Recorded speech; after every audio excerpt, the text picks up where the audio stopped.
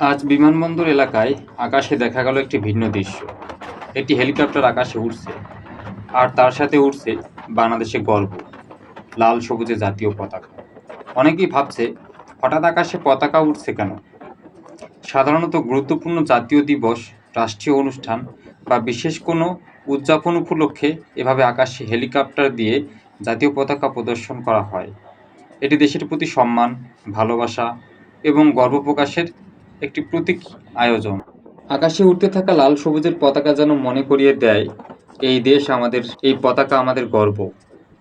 লাখো শহীদের রক্তেরই বিনিময়ে পাওয়া এই পতাকা আজও আকাশে উড়ে বলেই বাংলাদেশ চিরজীবী।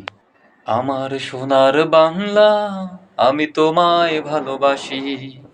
জন্ম দিয়েছ তুমি মাগো, তাই তোমায় ভালোবাসি। আমার প্রাণের বাংলা, আমি তোমায় ভালোবাসি। জন্ম দিয়েছ তুমি মাগো, তাই তো